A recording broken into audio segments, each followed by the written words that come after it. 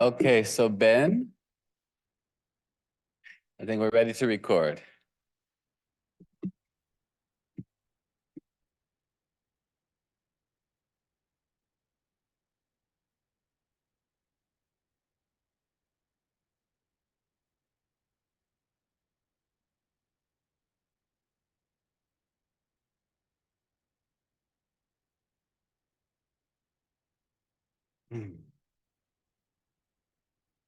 So hello, everyone. Those who are here in person and virtually, thank you for coming today. This is one of the series of talks that the USC Center for Mindfulness Science has been hosting for the last 6 years. We call them Keynote Center for Mindfulness Science or Keynote Mindfulness Science Talks.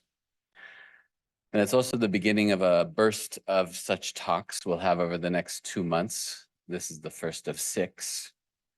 And the next one will actually be on the main campus tomorrow with Dr. Linda Carlson, who's with us today, all the way from Calgary.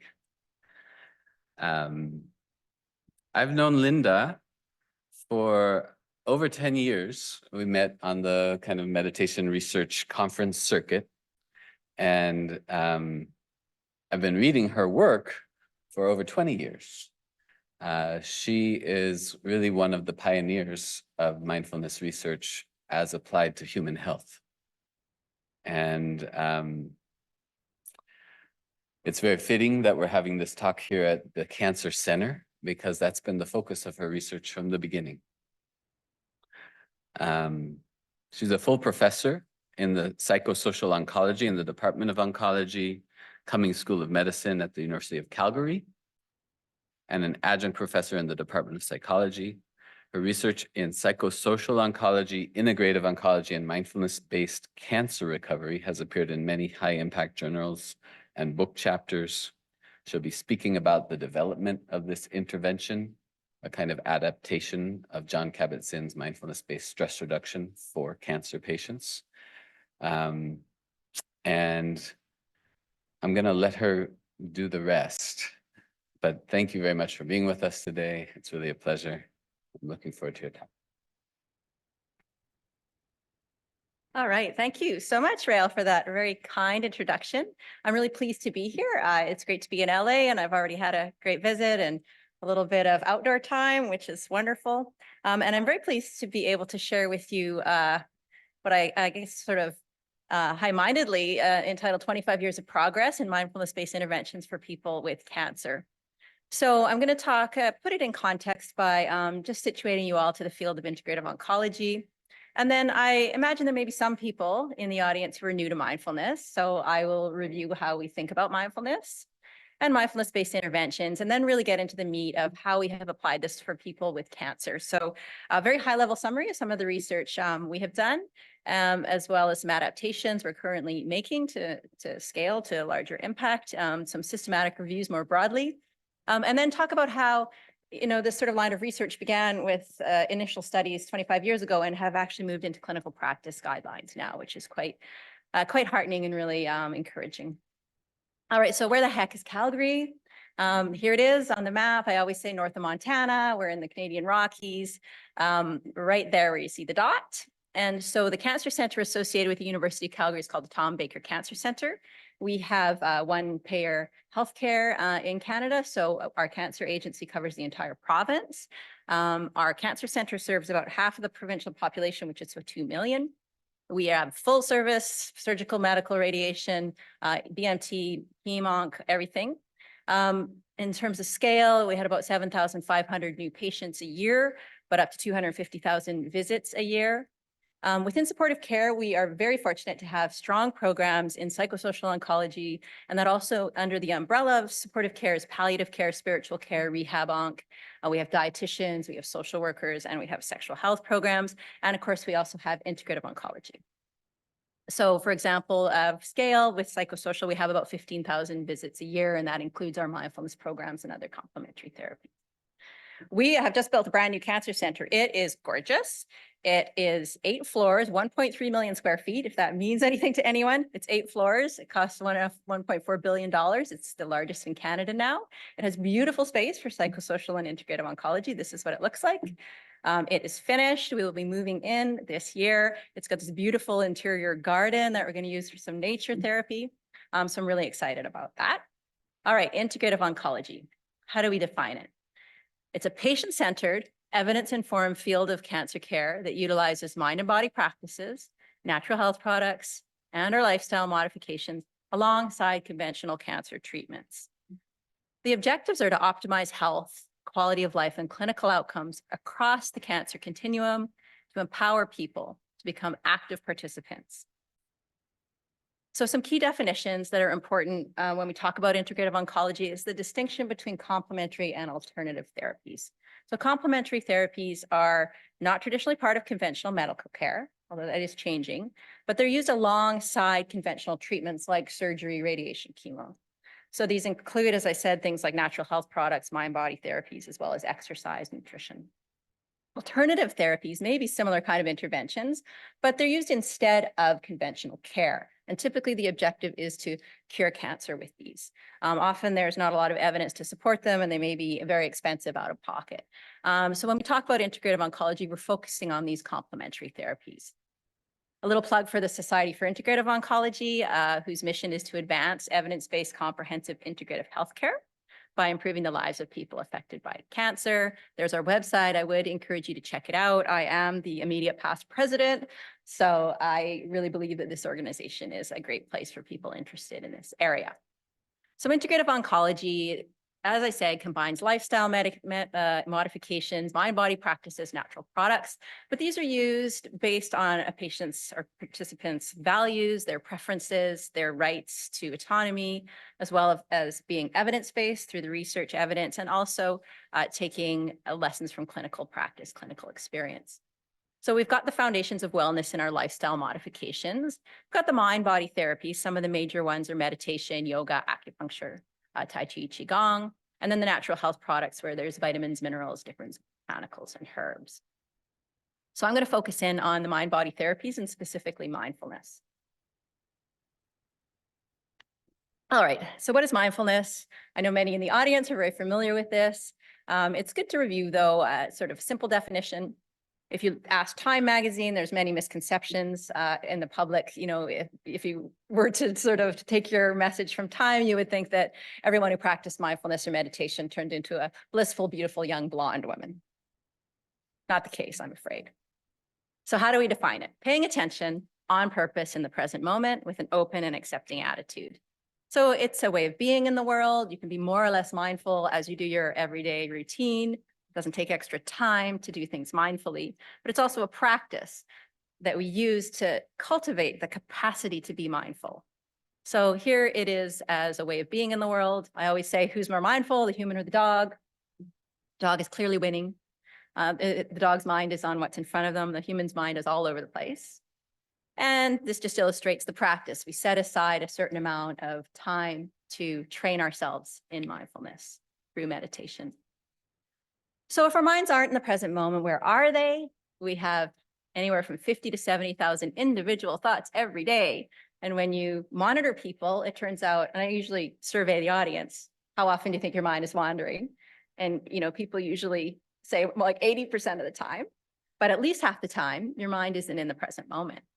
And the key point here is that when your mind is in the present moment, people report being happier. Why? You could be washing the dishes, but if you're paying attention to it, you're happier than if you're not, right? It's because where's your mind if it's not in the present moment? Could be in the past. Like this woman, she's thinking, oh, if only this or if only that, or why me, or shoulda, coulda, woulda, right? She has regrets, she's angry, she's depressed. Or maybe you're like this guy. This is a lot of our cancer patients, right? They're like, oh my God, how am I going to get it? What's going to happen? I don't know. I can't. It's overwhelming, right?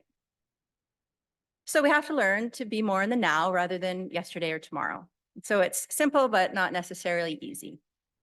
So academically, I suppose, or conceptually, I like to break mindfulness into 3 components. We call this the IAA model. So the intention is the why.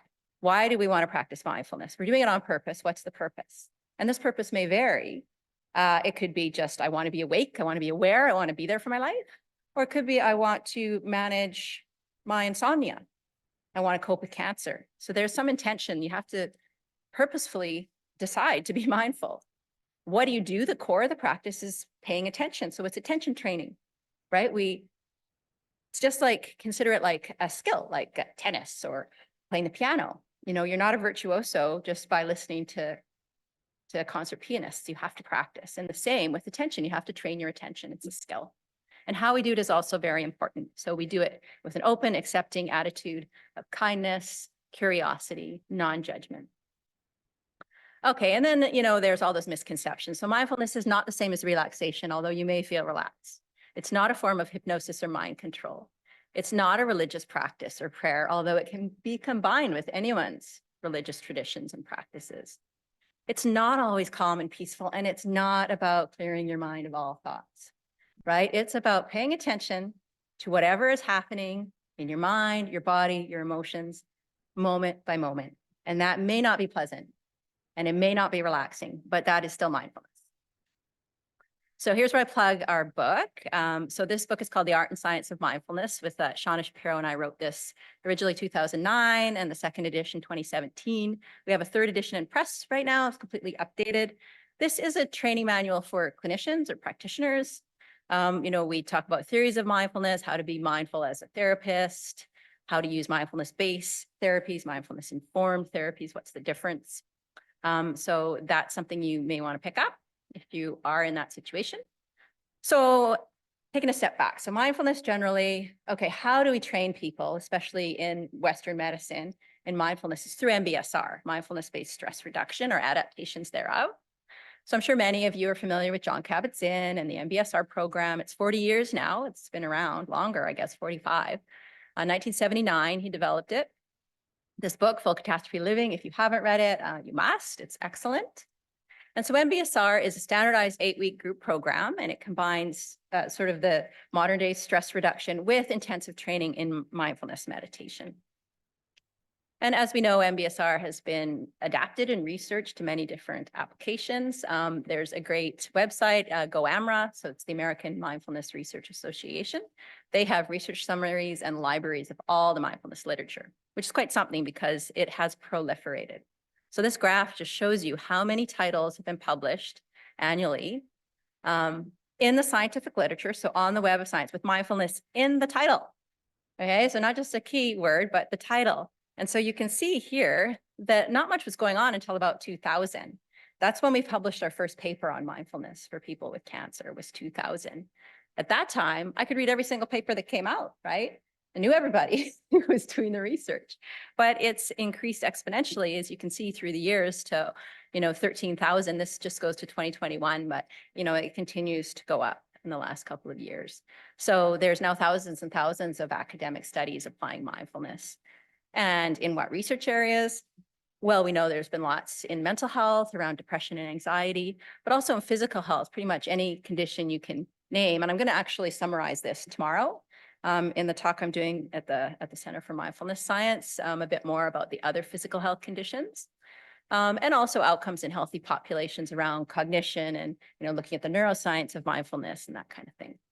So from now on, we're just going to focus on the cancer research. So why? Why would mindfulness-based interventions be beneficial for people going through a cancer experience and diagnosis? Well, they're often a bit like the spider, right? They say, my life's a mess. You got to help me. I just seem to be spinning out of control. So that feeling of loss of control is something that humans really are uncomfortable with. We like to feel like we have control, even though it's illusory. People like to feel like they have some control over their life. Of course, the big C, right? Cancer is probably the worst disease in terms of bringing up the life threat and, potential mortality, which obviously there's only one way in, only one way out. We all know that we're going to die, but we live as if that's not the case. And so this puts it much closer to the forefront, and people have to confront it, which is in the end a good thing. They also have to deal with loss of certainty, loss of predictability, loss of control and routine. They have to take time off work. And the sort of future plans are then thrown up in the air. Lots of emotions, grief, loss, fear, anger, depression, shame, guilt, you name it, those all come up. And then there's all the symptoms of just dealing with the treatment. Pain, fatigue, and insomnia, sleeplessness are some of the more common ones, as well as brain fog. There's all kinds of things. Once treatment's done, no matter how good the prognosis, there's a lingering fear of recurrence, right? So every ache and pain is that the cancer coming back. It's really hard to just relax and live your life. So mindfulness treats all of these quite amazingly, actually. So things like emotion regulation skills, things like some of the attitudes we emphasize, acceptance, non-attachment, letting go, self-compassion, are all really beneficial for dealing with these specific problems. So way back when, we adapted MBSR and came up with a program called Mindfulness-Based Cancer Recovery, and this is just some people in our group. So we started in 1996, and it was my colleagues who were already working at the Cancer Center who wanted to adapt some kind of mindfulness or yoga program for their cancer patients. They had their own personal practices, but not MBSR. I knew about MBSR from my graduate work at McGill University, and around 1995, I met John Kabat-Zinn, and I had read his book, and I was a personal practitioner and was quite keen to begin applying this. So I showed up to do my internship in clinical psychology. And I said, you guys are into yoga and meditation. There is this great thing called MBSR. We got to do that, right? And so we did. We adapted the model. We sort of ad-libbed based on what we know about people with cancer. And we started offering the program in 1998, maybe 97. And it's been open to cancer patients and family members ever since. So it's a free program. It's offered anywhere from 3 to 9 groups a year, depending on demand. We've had probably about closer to 5,000 participants through the program now. And so we embed our research studies within the ongoing clinical program. So our program's an adaptation of MBSR. Structurally, it's very similar. We have now 9 weeks. It's now we do 2-hour meetings, 1 or 2 instructors. And the format is introductory meditation. We have a discussion around home practice, around different sort of teaching lessons we do. And then there's movement and different forms of meditation as we sort of cycle through the program. So we give them a booklet, we give them, we used to give them CDs, now we give them, streaming tracks to practice at home. And the core of the practice is daily home practice of the different meditations and the movement. So in 2011, we wrote this book called Mindfulness-Based Cancer Recovery. My colleague Michael Specka and I, and this is patient-centered. It is for people to do the program on their own at home. So it covers the full curriculum. It's got guided meditations, been translated into a swathe of different languages here. So, our hope with that was that people who couldn't access the program in person would be able to benefit just by following the book. So MBCR is very similar to MBSR in terms of the meditation practices. So we've got the body scan where everyone's lying down there. They're not napping. They're actually paying attention to their body and scanning through. Sitting meditation is usually done on chairs rather than, sitting on the floor. It's mostly beginners that we deal with. We do traditional walking practice, open awareness practice. We use some visualization and imagery, usually mountains and lakes. And of course, we incorporate self-compassion and as well as metta practice, loving kindness for self and others. We also really emphasize the movement practice, especially for people with cancer who've been through treatment and have a ruptured, perhaps, relationship with their physical body. It's really important to reconnect physically, understand where you're at now, and work towards refriending with the body and building that up. So we do emphasize the movement as much as the more sort of traditional meditation practices. All right, I'm going to zoom through some of our research here. I'm going to start with our very first study. This was back in 2000 that it was published. So I said we started offering the program a couple of years before that. Anybody? Any takers? So we got 89 people, all different types of cancer, all different stages, on or off treatment, very mixed bag group. We just randomized them into immediate or waitlist program. Published this paper in 2000 where we looked at symptoms of stress and mood disturbance for the sort of primary outcomes. And we saw improved symptoms of stress and less mood disturbance over time, and really quite large effects. So if you look here at the graph, so mindfulness group is blue, the control or the wait list is red. And so we want less mood disturbance. And you can see at the beginning, the levels were similar and quite high, huge decrease in the people who did the mindfulness program. over time, and similarly with our stress symptoms. So, similar at the beginning, big decrease in the mindfulness group.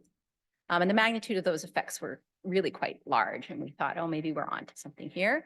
We followed these people up for 6 months and saw maintenance of those improvements. So they improved a lot and they stayed improved. They were doing quite well. All right, so now I'm going to fast forward like 20 years and just sort of summarize some of the other results.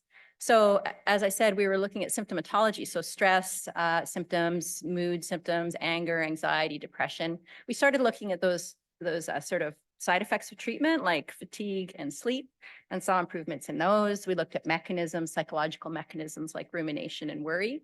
And we also looked at the partners who came to the program, and they also improved. Then we started looking at kind of measures of, psychological well-being and thriving, so quality of life and things like spirituality and post-traumatic growth. So these ideas of meaning, connection with something larger than oneself, finding a sense of peace and calm, and people were reporting those kind of effects as well. And I have a background in psychoneuroimmunology, so I like to poke and prod people. And so we would take blood samples, saliva samples, and look at things like salivary cortisol, a stress hormone. We would look at inflammation and cytokines. We also did some work with blood pressure, and all of those things improve or normalize through the course of the program. I'll tell you about some of the telomere length work in a minute. So we've done a whole bunch of randomized controlled trials. I like to give them jazzy names. The ones I'm going to talk about, actually probably just one of the red ones were in-person groups, and the blue ones are more like virtual adaptations. So I'll talk about mindset, and then I'll tell you a bit about some of the ongoing more virtual stuff. So mindset study was pretty innovative at the time. We looked at, instead of doing what a lot of mindfulness research does, which is mindfulness versus waitlist or usual care, like basically nothing, right? We know that mindfulness is better than nothing for pretty much everything, right? We have to stop comparing our mindfulness groups to usual care. So this is comparative effectiveness, where you actually compare two empirically supported treatments to one another. There was a third arm in this study that was a bit of a control condition, and they were re-randomized to one of the two active interventions. We included only women who were distressed. It was breast cancer patients, psychological and biological outcomes. It was large enough to be powered for moderators, and we followed them up for a whole year. So this is the schematic of the study. It was multi-site as well in Calgary and Vancouver. So we started with 273 people, and they were randomized into the mindfulness. I didn't tell you that the comparator group is called supportive expressive therapy.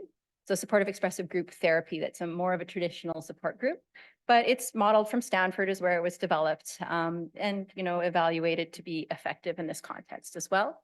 And then our control condition, half as many women were randomized to that. It was a one-day stress management seminar. So they still got something, but it was pretty minimal while they waited. And so these are post assessments here. That's the first piece I'm going to show you. And then you can see down below that the control people were re-randomized into either mindfulness or supportive expressive therapy. And then everybody was followed up at 6 and 12 months. So these are the research questions within mindfulness. So what were the changes in the psychological outcomes? What were the changes in the biological outcomes? Well, what were the moderators of baseline factors that might predict improvement? I'm not going to show you that data, but could talk about it after if you're interested. And then the long-term effects. So this is the primary outcome paper in Journal of Clinical Oncology. What we found there is sort of a similar pattern. So mindfulness is the blue group, supportive expressive therapy is the purple, and the control condition is the green. And so we saw improvements across time in both groups, but larger improvements in mindfulness. So this is on the total mood disturbance score. This is the stress symptoms. So the sort of smaller effects, but still significant, and still larger effects for the mindfulness group, pre to post intervention. And here's quality of life, where we see, again, both active groups improving somewhat, but more improvement in the mindfulness group and quality of life. And let me just give you a taste of some of the biological stuff. So telomere length is something that people have been investigating in the context of sort of, risk for disease, as well as effects of stress. So telomeres are these protein complexes at the end of the DNA, the little red tips there. They shorten with cell aging and cell division. It provides stability to the genome. And when there's dysfunction or critically short telomeres, you can get DNA damage and cell death, which increases risk for many diseases. So in cancer, shorter telomere lengths have been associated with increased risk for various different types of cancers and shorter survival time. So it may be a meaningful indicator. And we also know that life stress, so chronic life stress, has been associated with shorter telomere lengths. So nobody had actually looked to see if a short-term intervention, a kind of meditation or mindfulness intervention, might be able to affect telomere length in such a short period of time. So we decided to look at this. And what we found is that, yeah, actually, there could be some effect. So what happened is that the two active interventions, mindfulness and support therapy, were not any different in terms of their effect on telomeres. So we lumped them together into this yellow group called treatment. And then our controls were the women who just had the one-day stress management seminar. So at the beginning, you can see at baseline, there's no difference in the means, but post-intervention, the gray bar, which is the control women, their telomeres had shortened, which naturally happens with aging and also with cancer treatment. But the women in the intervention groups had maintained the same telomere length. So that was pretty exciting. It was the first time anyone had shown that. What does it mean? We really don't know. Is it long lasting? We really don't know. Oh, you have a question? You're going to interrupt me? Go ahead. Did you do any sub-analysis? Oh, yeah. Like, did we look at dose response or something like that? I don't think we had enough data to be able to look at that, sort of accurately. It's a good question, though, right? Whether dose is related to that. We can go back and look at that data probably. The media loved this finding. There was like 350 stories. I know, and they were so funny, right? Positive thinking via mindfulness. Okay, mindfulness is not positive thinking, right? And it's also not, look at this one in Scientific American, changing our DNA through mind control. Okay, it's not positive thinking, it's not mind control. And what about the support group, right? So the media just glommed onto whatever story they wanted to tell. All right, so long-term effects. So if you recall from the diagram, what we did for the long-term is combine, there's just two groups now. So everybody either got the mindfulness or they got the support group because the control group is re-randomized to one of the active interventions. So what we're looking at here then is just the two groups over time. And so here we got the mindfulness in red and the support group in blue. And the pattern's very similar. So both groups improved pre to post, but there was more improvement in mindfulness. And then wherever people ended after the group, that's kind of where they stayed over the course of a year. So because the mindfulness women improved more on mood, they stayed better mood throughout the year. And the same with stress. So more improvement in mindfulness and maintenance. Quality of life, same pattern. Benefit finding was a little bit different. So there was more improvement in mindfulness over the course of the intervention, but then they continued to grow over time, right? It's continued to sort of have this process of benefit finding, which does tend to take a longer period of time. The social support I thought would benefit the support group, right? Because that was what it was all about, but it didn't. There was more improvement in social support in the mindfulness group too, but that fell off over the course of the year when they weren't meeting anymore. For spirituality, the effects were small but significant. So there were more improvements in mindfulness and in maintenance, and that improvement of spirituality, which really taps into a sense of connection between yourself and something larger than yourself. So just to summarize mindset, the mindfulness group improved more on mood, stress, quality of life. I didn't show you the cortisol stuff, but they had steeper cortisol slopes, which are healthier, shows a better reactivity in the hypothalamic pituitary adrenal axis and the longer telomere length. I didn't also show you the data on moderator analysis, but what we learned that's actually important with the next study is that the only thing that really predicted outcome was preference. If people got what they wanted.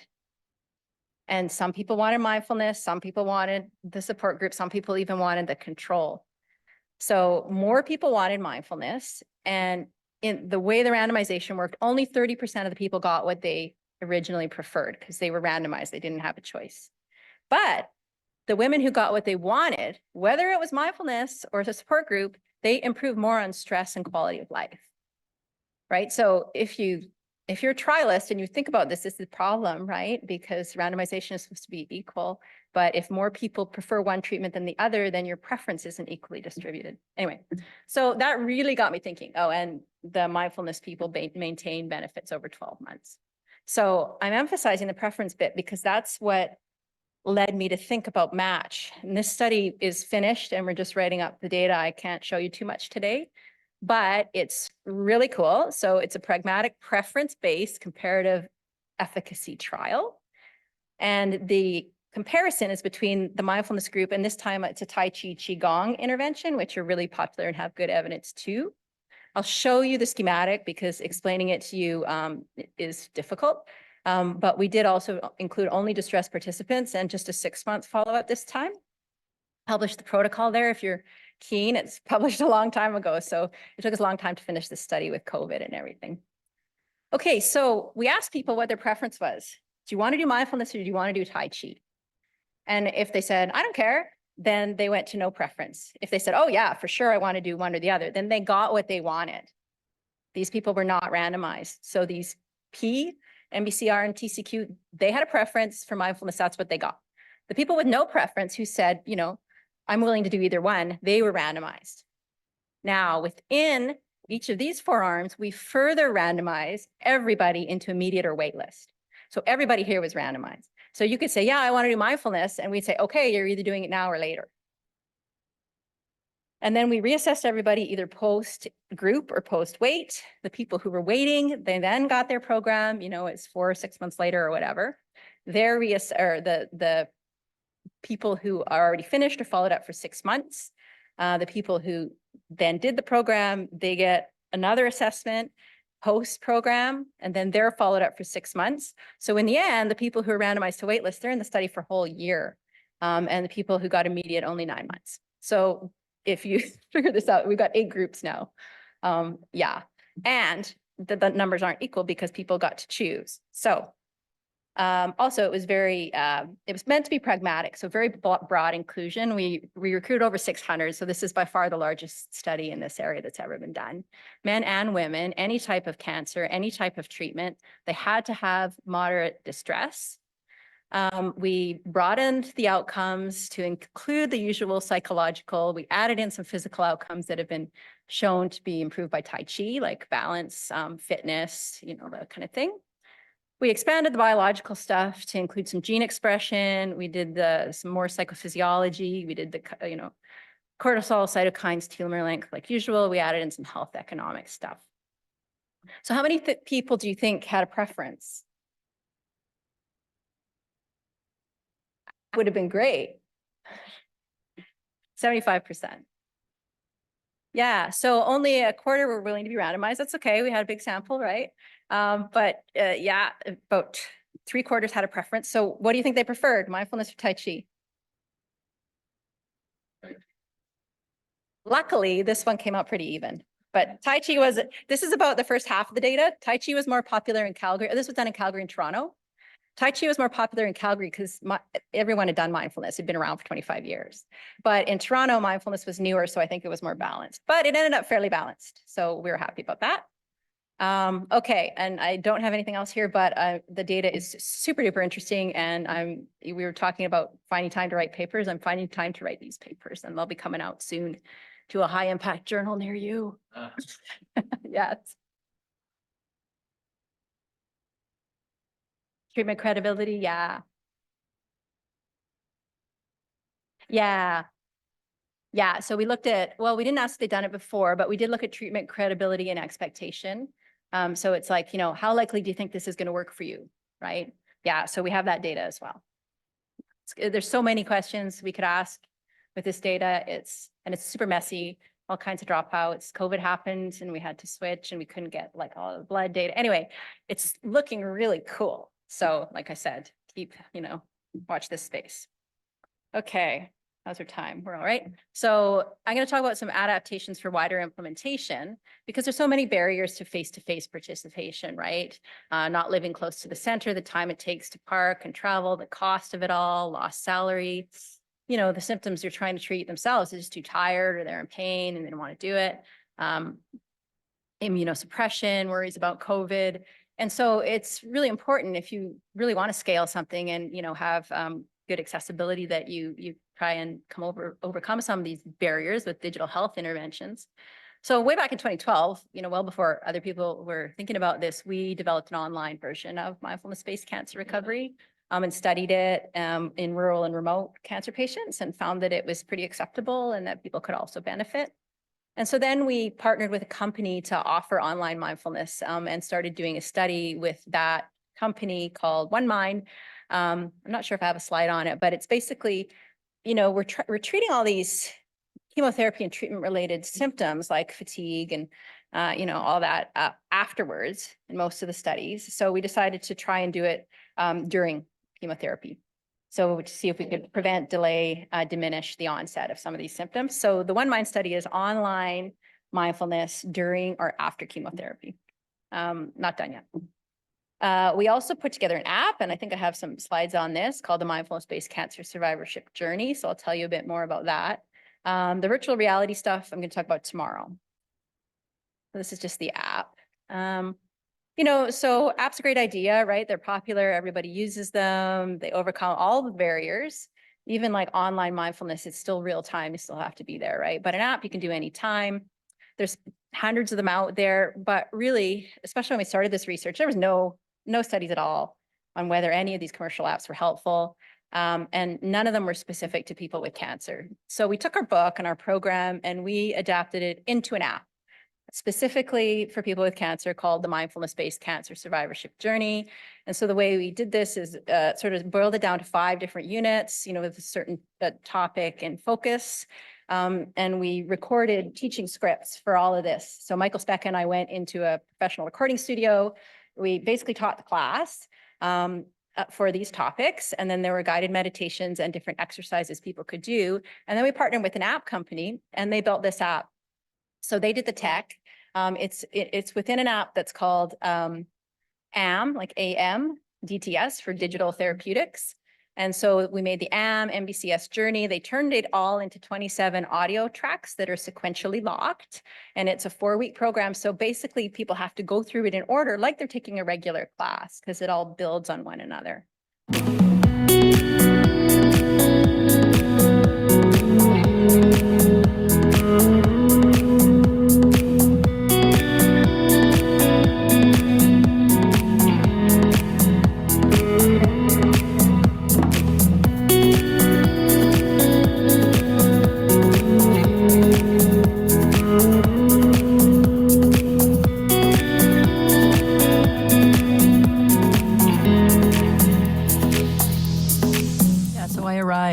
Where Michael was working in Calgary in the late 1990s and was familiar with the mindfulness-based stress reduction program from John Kabat-Zinn and had met him and been introduced to that model. And so Michael and a couple of other colleagues had already been applying their personal experience with yoga and meditation to help people with cancer. And so we put it all together into a more sort of standardized program, and that's when we began our research. And our first paper looking at mindfulness for cancer patients was published in the year 2000. And that was the first clinical application in the scientific literature ever that looked at the value of that kind of intervention with these people. We have been teaching this group together for the last 20 years. And so we're really happy now to be able to offer it in this sort of more portable mobile format. Anyway, so that gives you a little taste of the app. And so now we've done a pilot study on the app called the Seamless Pilot, where we developed a program. We did some feasibility assessment around recruiting people into a study. We did some user acceptance testing, including qualitative interviews, and then we did a pre-post study with a cohort, which I'm going to show you here. So the cohort we did the pre-post study with was 42 people who signed up to learn the app. And, once we'd done the user testing, we had to sort of overcome some barriers that some of the people had. They used it. And so there was an average of 40 visits to the app and an average of 240 minutes. And the whole app is about that long if you go through all the content. And then if you look at the outcomes we measured, they're all listed here. But the ones that improved in the pilot are the ones that are in green. So our primary outcome of stress, as well as fear of cancer recurrence, mindfulness, and anxiety all improved. So we found this encouraging enough that we are now doing a Canada-wide study of 345 cancer survivors using this app. So we're currently recruiting. We're at about 150 right now. I doubt anybody in the audience is a Canadian cancer survivor, but if you are, you can contact me about that study. Okay, so now I really want to, again, jump from our work to the bigger picture of mindfulness for people with cancer and where we're at now in terms of clinical practice guidelines. So at the same time, we were doing this work. Lots of other labs around the world were doing clinical trials as well in mindfulness, and lots of people were writing systematic reviews and meta-analyses. So this is one in 2019, where they included 29 randomized controlled trials for people with cancer and found effects across different psych outcomes they put together. The largest effects were in the manualized mindfulness-based interventions for younger people and with passive controls, which makes sense, right? That's why we need to do active controls. So that's one example, just sort of shows you the scope of the literature. I won't kind of go through this in detail, but it's a good paper to look at. And then a more recent one in 2022, this one looked at symptoms separately and found large effect sizes for fatigue, for depression, for anxiety. And this one included, I don't know how many, 21 different RCTs with a total of 2,326 participants. So there's a pretty large body of research now that's fairly convincing. And these are just the RCTs. There's probably hundreds of other studies. So I've been involved with the Society for Integrative Oncology for about the last 10 years. And one of the big projects we do is clinical practice guidelines for integrative therapies. So we were working on a guideline for breast cancer patients for integrative therapies during and after breast cancer treatment. And the way we organized this was by symptom. So we looked at anxiety, depression, quality of life, that kind of stuff. And so the first clinical practice guideline came out in 2014 in the Journal of the National Cancer Institute. An update came out in 2017 in the Cancer Journal. And so these have had a wide impact and been widely cited. And so we were very encouraged with the Society of Society of Integrative Oncology. This summarizes the recommendations. So the way we grade the strength of evidence is kind of with a letter grade in this schematic. And so you can see in the table, we looked at the different symptoms. And the highest recommendations, the only grade A recommendations, were for mindfulness and meditation, for treating anxiety and stress reduction, and for depression and mood disturbance for women with breast cancer. So after that, there's an organization called ASCO, the American Society of Clinical Oncology, and they are the largest professional organization of oncologists in the world. 60,000 mainstream oncologists are part of that association, and they make a whole series of clinical practice guidelines. So we wanted to work with ASCO to kind of get more mainstream recognition of these integrative therapies. So they endorsed our guidelines paper in 2018, and they said the recommendations from SIO are clear, thorough, and based on the most relevant evidence. So based on that, we were really encouraged, and we launched on a project partnering with ASCO on 5 clinical practice guidelines. So it was funded by a donation. We agreed to do 5 guidelines together that are joint SIO-ASCO guidelines. And so the first one was on pain, the second one was on anxiety, depression. The third one on fatigue is about to come out. The other 2 are out. And our next one's going to be sleep, and we're not quite sure what the last one's going to be. But it's been a really successful endeavor. So the pain guideline came out in 2022. It's been downloaded more than 30,000 times.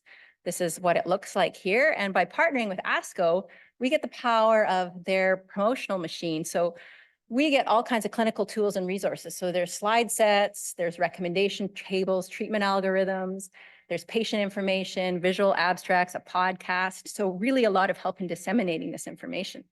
So this actually shows you the pain guidelines, the visual abstract. You can see the mindfulness-based interventions didn't quite make it into the pain guideline, but things like acupuncture and yoga are definitely there. And then through SIO, we develop continuing education modules for anybody. These are free and available on our website, integrativeonc.org. And the training modules are organized by the same way as the guideline. So in the pain guideline, it's by type of pain. So palliative care, procedural pain, general cancer pain, etc. So this is where you can find them. You go to integrativeonc.org, and they're beautiful. So this is what they look like. So each module focuses on a certain type of pain. So this is general cancer pain and musculoskeletal pain. And you can see down the left side, there's an introduction. It summarizes the recommendations, and then it goes through each modality. So the one you're looking at here is reflexology. It does an overview, what's the evidence, what's the safety and practical aspects. These are really good resources. So the second one was anxiety and depression. This one came out last summer.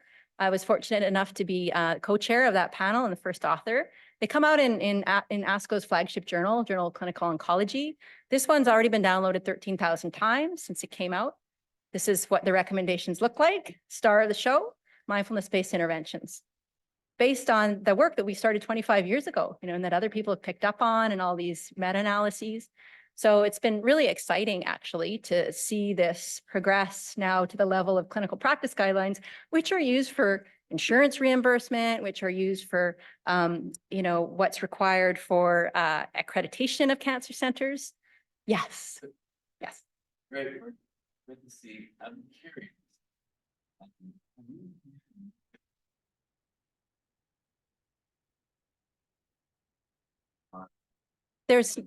There's not a lot. Yeah, and I have, certainly. Yep. Yep. Yeah, and in pain and stuff like that too. Like it's very similar to standard CBT. No, in cancer, actually, the mindfulness-based interventions tend to be superior. Yeah, but there aren't a lot of trials that have compared it to, like, for example, gold standard CBT, although we did one in insomnia. Yeah, yeah. And there's just not enough research. So we know unequivocally that mindfulness is a good addition and it's better than nothing. But in terms of other mind-body therapies or other standardized evidence-based, cognitive behavior therapies, I would say the jury's still out. The few studies that have done it do show additional benefit for mindfulness. Yeah. And so and actually there's also a companion guideline that came out from ASCO, more conventional care of anxiety and depression. So this one is integrative therapies only, but the mainstream guideline has also reviewed all the evidence for all the other therapies. And so CBT's in there, but MBIs cross both guidelines because now they're becoming so mainstream, right? So here's a treatment algorithm for anxiety, and it shows we broke it down into active treatment, procedural, anxiety, and post-treatment. And this shows also the strength of evidence.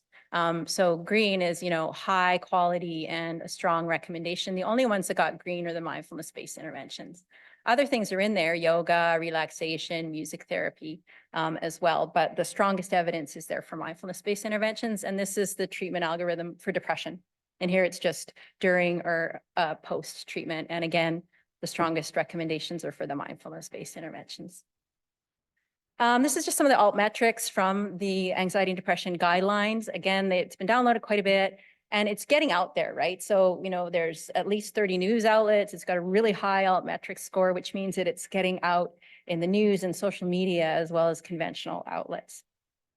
And really that's our objective, is to reach more people. So we're now developing those continuing education modules for the anxiety and depression guideline as well as what we did for pain.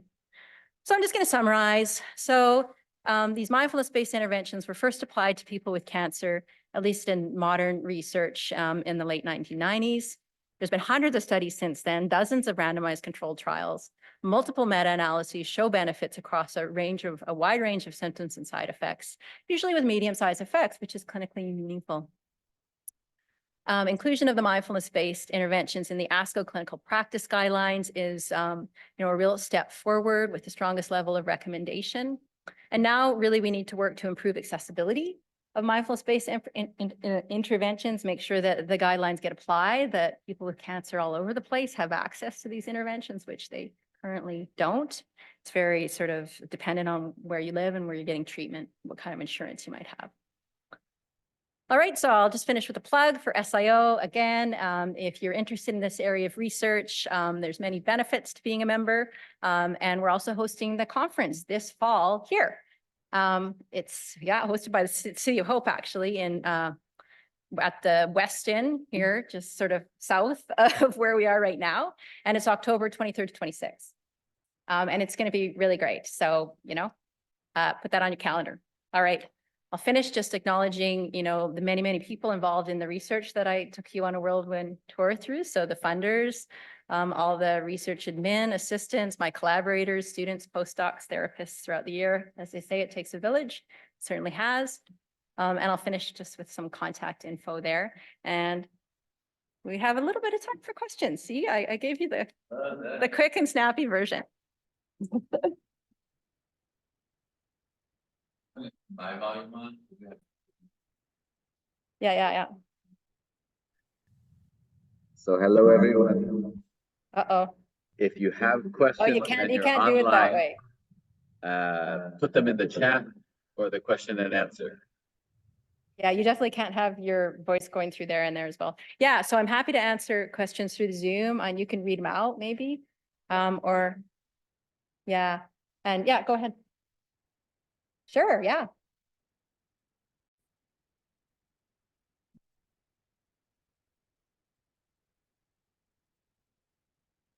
It was not common at all. Nobody does that. Oh, good, we have a mic. Yeah, so it do. Sure. Hey guys, I just asked if in the lit reviews there were other people who were also looking at preference or belief in the practice. Yeah, it's very rare in clinical trials that anyone looks at what a person is preferring to be randomized to. You know, before they get randomized, it's more common now, and it's more common in the CBT depression literature. And there's debate around whether preference matters or not, but we certainly found that preference mattered in the mindset trial. And also, you know, I'm trying to move to more towards pragmatic real world research. And in the real world, people are not randomized treatments. Right? People decide if they're going to do mindfulness or they're going to do Tai Chi or they're going to do yoga, right? So if you're wanting your research to generalize to the real world, it's best to replicate real world conditions, right? And also seeing that preference could really impact outcome. That's why we did design the match study the way we did. And I can give you a little sneak peek. And looking at the data, it doesn't actually seem that the people in the preference groups improved more than the people who were randomized, which I thought they would. But so far, at the initial peek at the data, it doesn't seem to have made a big difference. Yeah. Can I ask another question too? This is a bit philosophical about mindfulness, but in a lot of theories that I've heard about mindfulness, it feels like there's this intention to not set goals about the outcome of mindfulness. Yeah. So I'm wondering if you've thought about that at all. Oh, yeah. We know when we teach. Yeah. So goal setting. So when I talk about intention, it's easy to get confused that intention is around setting a goal. Intention is very broad, high level, kind of just like, I'm going to give this a go, right? And so when we actually teach mindfulness to people, we encourage them to just put that on the shelf, right? Oops. Sorry, a little distracted because the slides went away, but oh, Matt's online. I'm just going to answer this question, and then I'll answer the couples therapy question. Yeah. So when we actually teach mindfulness-based interventions, it's very much around non-striving, right? So if you look at the original attitudes in Full Catastrophe Living from John Kabat-Zinn, non-striving, letting go, non-attachment, right? Equanimity are super important attitudes. And I absolutely agree that that's important, and we are not goal directed. And so when I talk about non-striving, I even say to people, well, it's paradox, right? Because you're all here for a reason. You're here for a reason, right? You want to reduce your stress, you want to sleep better. But you have to literally put that on the shelf and just let it go and approach it with a sense of curiosity. Like, I really don't know what's going to happen here. And, when you say the only thing you need to do is just be in the moment, right? There's nowhere to go, nothing to do, just focus on your breath. It's a huge relief to people to just let that go, right? So definitely in practice, it is about non-striving. Yeah, but there's a paradox there. Thank you. Okay. I saw the one around couples. So within cancer, Matt, we have just done some observational stuff on partners, and it's usually couples. And so what we found when we did that, we did a little bit of interview stuff too, and found that on the questionnaires, the partners improved just as much as the people with cancer, although they usually start with a little less distress. But if you look at the lines, they're sort of improving, their baseline is different, but they're equally improving on outcomes. Yeah, and we could talk about that a lot. And it's also been used, this is getting off of a tangent a little bit, but used for sexual health outcomes, and that's often with partners. Yeah. Oh, I see the questions. Okay. Not sure about the second. No, me neither. Okay, what's a patient's daily time commitment for effective mindfulness? So standard within MBSR paradigms is that people are supposed to do 45 minutes a day, 6 days a week. In our program, we start with the body scan for the first 2 weeks, and the track we give them is 30 minutes. So most people will do a 30-minute body scan quite happily.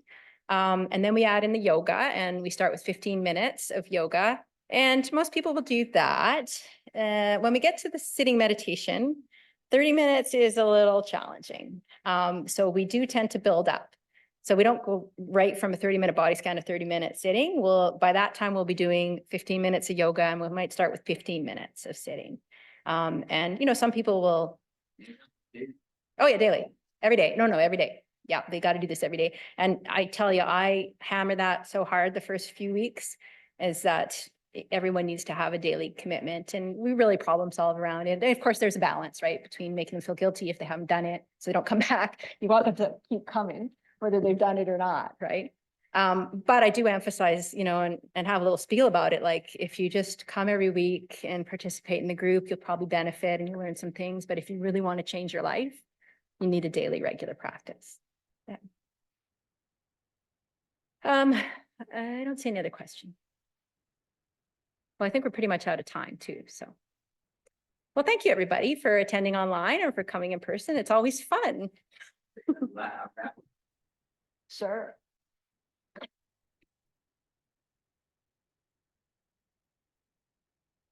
So thank you all for attending. We are having our next talk here in this auditorium on Friday. I'll be talking. 20-year retrospective talk on transpersonal states and traits of consciousness, what research on meditation and psychedelics has to tell us about healing and the self. And you can go on our website to see all of our other talks that are coming up.